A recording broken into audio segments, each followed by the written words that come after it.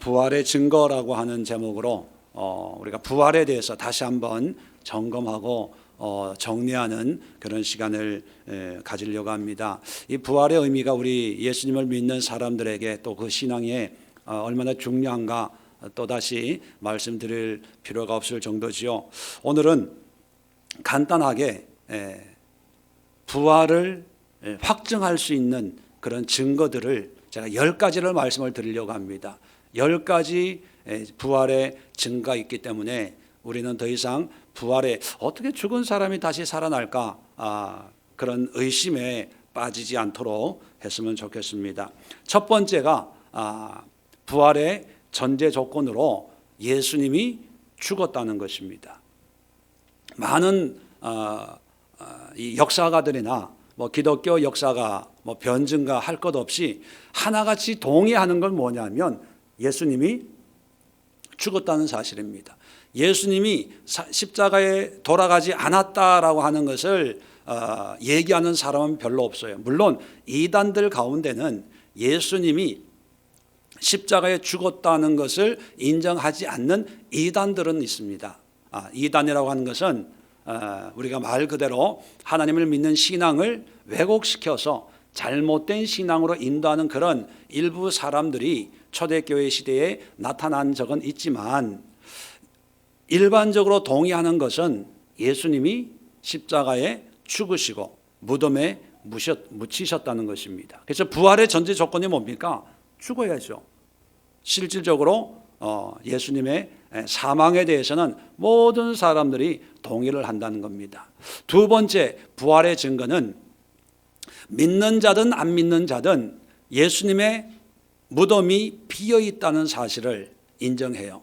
없어졌다는 거예요. 무덤, 시체가 부활했든지 뭐 했든지 간에 하여튼 예수님이 무덤에 묻혔지만 그 무덤에는 비어 있었다는 것을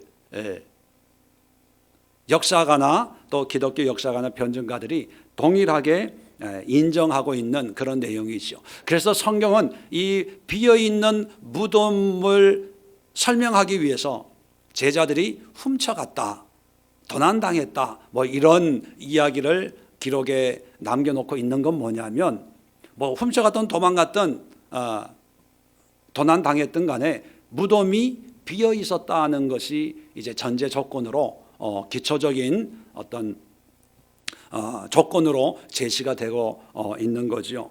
자, 세 번째 부활의 증거는 오늘 본문에도 나오지만 여자들의 증언입니다. 초기 최초의 부활의 목격자가 여자들이 등장을 해요. 그런데 우리에게는 그럴 수 있는 거 아니냐라고 생각을 할 수가 있지만 좀 당시 역사적인 이 생활이나 문화를 아는 사람이라면 만약에 예수의 부활이 만들어진 것이라면 창작된 것이라면 절대로 최초의 목격자를 여자로 세우지는 않았을 거예요. 왜냐하면 당시 로마 시대 그리고 유대 사회에서 여자들의 증언은 법적인 효력이 없어요. 요즘식으로 요즘 세상에서는 말도 안 되는 얘기지만 당시 문화 속에서는 여자들의 증거는 법정에서도 인정을 못 받습니다. 그래서 이게 창작된 내용이라면 초기 목격자를 여자로 쓸 이유가 아무도 없는 거죠. 오히려 예수의 부활을 안 믿게 하는 거짓말처럼 여겨질 수 있는 거기 때문에 창작이 아니고 사실이라는 거예요. 실제적으로 여자들이 최초의 부활의 목격자이기 때문에 그런 사회적인 어떤 제약을 뻔히 알면서도 사실 그대로 여자들의 목격담을 기록해 놓고 있기 때문에 역설적으로 보면 이게 진짜니까 이렇게 기록을 했지 않았겠냐. 이게 부활의 세 번째 증거고, 네 번째 증거는 예수님의 죽음으로 말미암아 도망갔던 제자들이 예수의 부활을 통해서 예수님을 증거하는 사람으로 변화됐다는 거예요.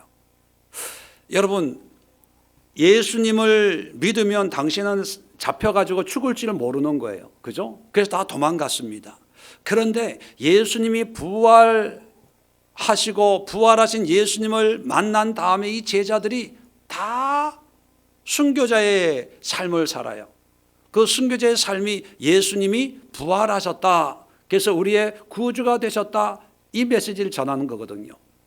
그렇게 보면 살자고 도망갔던 사람들이 예수님의 부활 안 했으면 부활도 안 한 예수를 위해서 자기가 고난당하고 감옥에 가고 매를 맞고 죽으면서까지, 순교하면서까지 예수가 부활했다 이렇게 전하겠습니까? 가짜를 위해서 한두 사람이 세뇌당해가지고 아닌데도 긴 것처럼 할 수는 있어요. 그런데 12명 가운데 세례 요한만 자연사 했고 나머지 11명은 다 순교의 길을 갔거든요. 이게 만들어진 얘기라면 어떻게 그 사람들이 그렇게 변화된 삶을 살고 죽으면서도 예수의 부활을 외치면서 죽었겠냐 하는 것입니다. 다섯 번째 증거는 예수님의 가족들의 변화예요. 예수님의 가족들. 사도행전 1장 14절 마가의 다락방에서 기도할 때 보면 14절에 여자들과 예수의 어머니 마리아와 예수의 아우들과 더불어 마음을 같이하여 오로지 기도에 힘쓰더라. 예수님이 사역을 하실 때는 가족들이 안 믿었어요. 그런데 예수의 죽으심과 부활을 통해서 그 가족들이 기도하고, 그리고 대표적인 사람이 야고보서를 기록한 야고보가 예수님의 동생이거든요. 이런 걸 보면 이게 만들어낸 이야기라면 가족들이 제일 잘 알잖아요. 가족들이. 근데 가족들이 변화되는 걸, 그것도 예수님이 살아있을 때는 안 믿었던 가족들이 예수님이 죽으시고 부활을 통해서 변화되는 것을 보면 예수의 부활이 실질적이고 사실이기 때문에 이런 변화가 있었다라고 하는 것을 알 수가 있습니다. 자, 여섯 번째 증거는 뭐냐면 신앙 공동체 안에 이러한 변화만 있으면 자기끼리 뭐 다 이렇고 저렇고 다 했겠지라고 할 수 있지만, 자, 신앙 공동체 안의 변화뿐만 아니라 신앙 공동체 밖에서의 변화도 있어요. 대표적인 사람이 바로 바울이죠. 바울. 예수님을 핍박했던 사람이에요.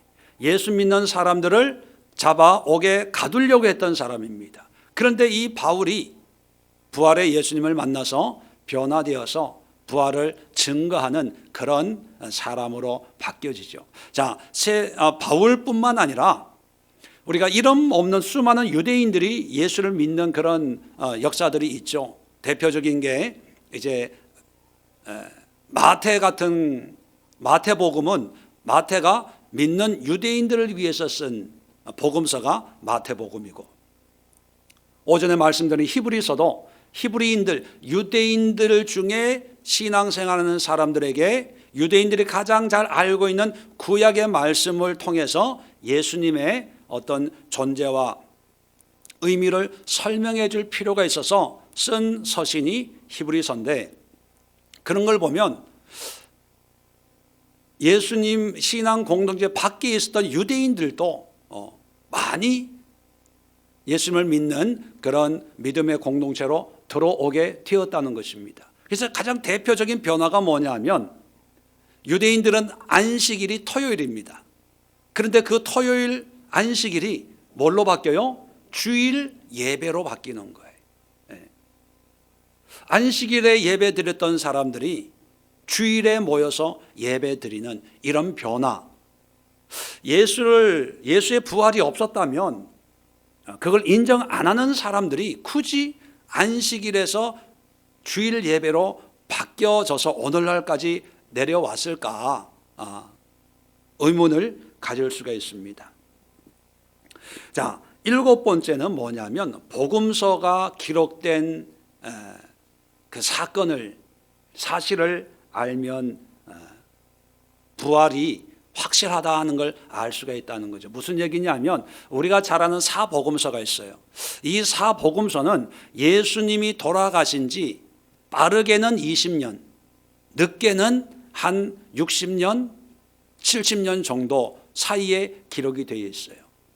그 얘기는 뭐냐면 가장 먼저 기록된 책이 마가복음이라고 그럽니다. 마가복음은 뭐 정확하게 연도를 측정할 수는 없지만 대충 한 AD 50년경, 50년에서 55년 그렇게 얘기합니다. 그러면 예수님이 33살에 돌아가셨다고 산술적으로 그냥 간단하게 계산해 보면 20년 뒤에 기록이 된 거예요. 가장 늦게 기록이 된 책이 요한복음이라고 하죠. 뭐 90년 정도 이야기를 합니다. 그러면 예수님이 33세였기 때문에 몇 년이에요? 한 60년. 20년에서 60년에 걸쳐서 사복음서가 기록이 됐다는 것은 어떤 의미가 있습니까? 예수님의 사역과 예수님의 죽음이나 예수님의 부활을 목격한 사람들이 아직 생존해 있는 상황이라는 거예요.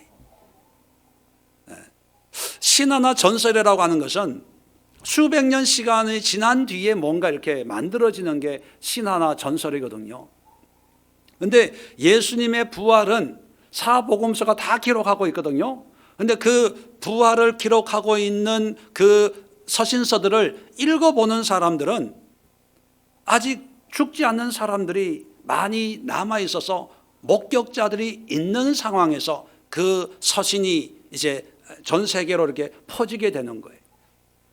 여러분, 옛날 예수님 당시의 사회가 좀 미개하다, 문맹이 높다, 뭐 이렇게 생각하는데, 여러분 로마 문화나 이런 걸 보면 우리가 생각하는 것처럼 그렇게 미개하고 전능하고 사회에서 뭐 일어난 이런 일들이 뭐 이렇게 어떤 소수의 사람에 의해서만 알려주고 그런 사회가 아닙니다. 우리가 에클레시아라고 했잖아요. 에클레시아. 에클레시아가 뭐예요? 모든 사람들이 모여서 민주 정치를 했던 그런 정치, 사회 어떤 그런 조직이 그 당시에 작동이 되고 있는 상태입니다. 그 얘기는 뭐냐면 만약에 복음서를 읽는 사람들이 이게 허무맹랑한 없는 이야기를 예수의 제자들이 만들어서 신격화시킨 그런 이야기라면 이게 오늘날까지 전해져 내려올까요? 당장 반박이 일어날 거예요. 가짜라고. 그리고 예수의 죽음은 예루살렘 한 구석에서 조용하게 은밀하게 일어난 사건이 아니고 예수의 죽음은 당시의 센세이션이에요. 유월절, 전 세계에서 모여든 사람들이 모여있는 거기에서 예수님의 심판이 있었고 예수님의 사형 언도가 있었고, 그래서 각국에서 모여든 사람 때문에 예수님의 십자가에 유대인의 왕이라는 그 이름을 외국어로도 누구나 다 읽을 수 있는 각국 언어로 붙여 놓을 정도였어요. 그런데 이런 상황인데 예수의 부활이 거짓말이었다면 이 복음서는 아마 찢어지고 없어지고 전달이 될 수가 없었을 거예요. 왜? 내가 목격했으니까, 내가 봤으니까. 예수의 무덤이 묻혀있고 썩어서 냄새나고 이런 걸 봤으면 이게 가짜라고 금방 판명이 났을 텐데, 예수님 당시에 목격자들이 살아있는 상태에서 이 복음서가 기록이 되어 있고 모든 믿는 공동체에서 이것을 읽고 있는데 이게 가짜일 수가 없다는 것이죠. 8번째로는 구전입니다. 구전. 입으로 전달이 돼요. 전달이. 고린도전서 15장을 한번 볼까요?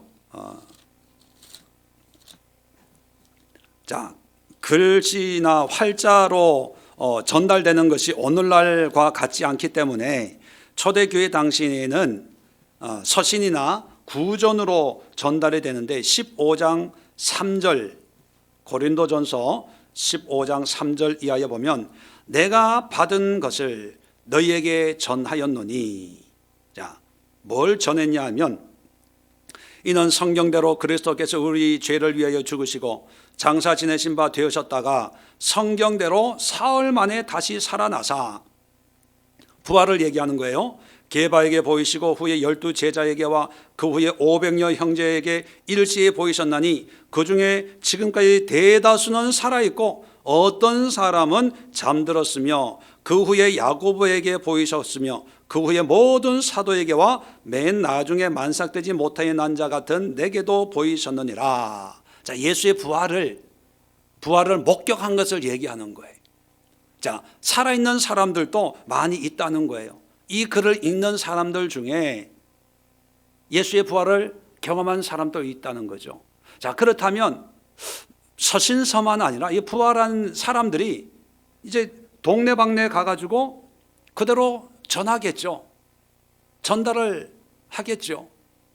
그 전달하면서 사람들이 예수가 죽었다가 부활하셨구나 라고 하면서 이 예수가 하나님의 아들이신 것을 이제 고백하게 되고 믿는 그런 공동체들이 이곳저곳 생겨나게 된 거예요.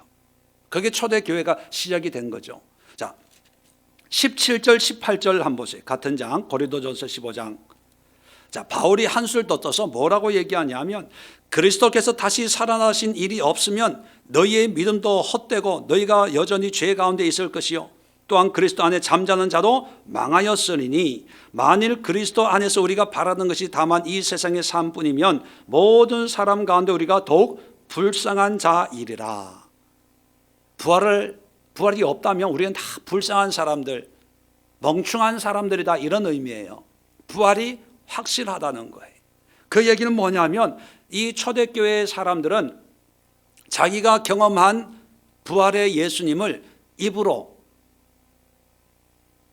예수가 부활해서 내가 봤어, 내가 만났어, 이런 입으로 전달이 됐다는 거죠. 그 전달된 것이 오늘날 성경을 통해서 우리에게까지 온 거예요. 자, 그런데 구전이라고 하는 것이 어떤 장점이 있는 반면에 또 약점이 있잖아요. 구전 입으로 옮기고 여러분 무슨 그 게임에 보면 왜 말 옮기는 거 있잖아요. 처음에 뭐 이렇게 뭐 그림이나 이런 걸 하나 주면 끝에 가면은 엉뚱한, 예를 들면 천생연분했던 나중에 가면 천생왼수 뭐 이렇게 바뀌는 것처럼 말은 바뀌어요. 한 입 한 입.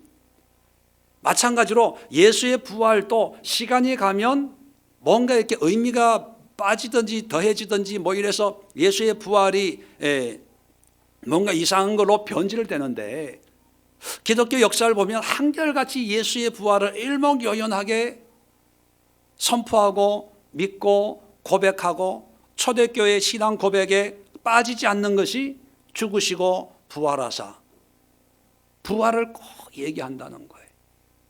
초대교회의 신앙 고백에 예수의 부활이 꼭 들어간다는 거예요. 그래서 9번째 부활의 증거가 초대교회의 신앙의 고백 속에 부활이 들어간다는 거예요. 신앙의 가장 중요한 근본이 바로 예수의 부활이라는 거죠. 그래서 이 부활은 만약에 누구의 창작품이었다면 그게 아니라라고 하는 어떤 그런 반론이 있어서 이 부활이 오늘날 수천 년까지 전달될 수가 없었을 텐데, 어떤 한 사건이 있으면 거짓말로 할 수는 있어요. 그런데 그것이 시대가 지나고 200년 지나고 나면 그것이 가짜라는 게 늘 판명이 나게끔 되어 있거든요. 가짜가 진실이 될 수는 없는 시대 아닙니까? 그리고 중세 같은 그런 사회는 전 세계가 기독교적인 가치관으로 음악, 뭐 미술, 예술, 건축 모든 것이 기독교적인 그런 문화를 가지고 있었던 것이 중세예요. 가톨릭의 영향에 의해서. 자, 그런 중세 시대에 많은 학자들이 이제 철학을 연구하고 뭐 여러 가지 연구를 하면서 예수의 부활에 어떤 의문점이 있었으면 어떤 식으로든지 이것이 드러나고 판명이 됐을 텐데, 오히려 예수의 부활에 대해서 역사를 보면 뭐 중세를 지나서 근세 들어오면서 어떤 산업혁명을 통해서 인본주의 여러 가지 어떤 철학 사상이 확 발동이 되는 그 시기에도 물론 여러 가지 견해적인 차이는 분명히 있습니다. 그런데 예수의 부활을 부정하고 아니다라고 하는 결정적인 그런 역사적인 해답을 내놓는 경우가 없고, 오히려 고고학을 이제 발견이 되면서 초대교회, 예수님이 돌아가시고 얼마 되지 않는 그 시대에 쓰여진 많은 기록들을 보면 예수의 부활을 기정사실로 여기는 그런 문헌들이 더 많이 발견이 된다는 거죠. 그래서 10번째 부활의 증거가 역사적 기록물들이에요. 특히 기독교 역사에서 교부 시대라고 하는 것이 있습니다. 교부.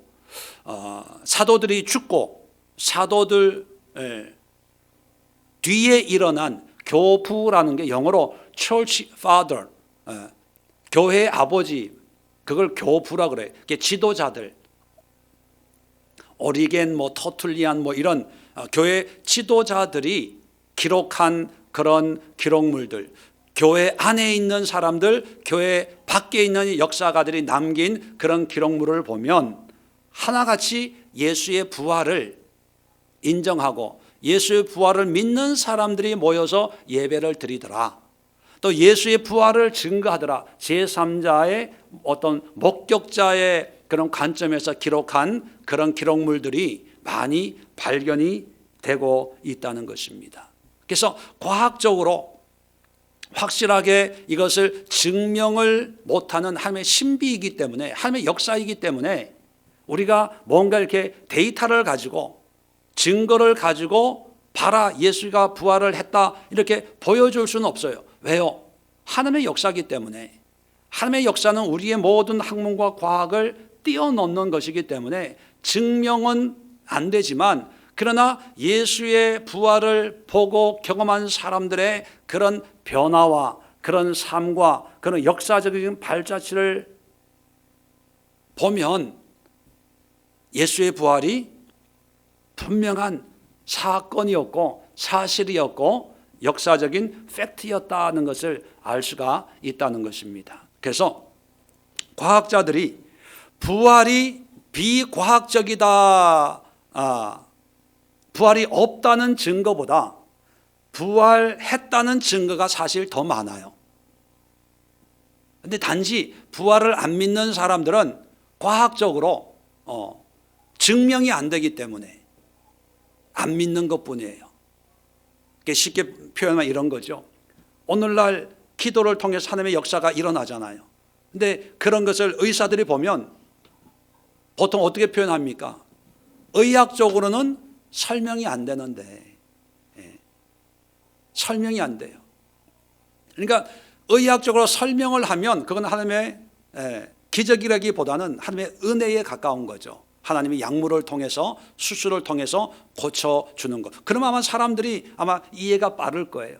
그런데 이 부활은 어떤 우리의 경험이나 세상의 원리나 원칙과 전혀 다른 새로운 차원의 죽은 자가 3일 만에 다시 살아나는 그런 역사를 하나님이 친히 행하신 거기 때문에 우리의 짧은 이성이나 학문이나 과학의 잣대로 기냐 아니냐 이것보다는 우리 믿음의 선배들이, 예수님을 따랐던 제자들이 변화되고 또 그들로 말미암아 예수의 부활을 경험한 사람들이 있고 그들에 의해서 오늘날까지 믿음이, 부활의 신앙이 우리에게 전해져 내려오고 있다면 우리는 타임머신을 타고 그 시대로 돌아갈 필요가 없이 우리도 예수의 부활을 믿고 또 고백하고 그런 부활을 통한 새로운 생명에 대한 소망을 가지는 믿음의 삶을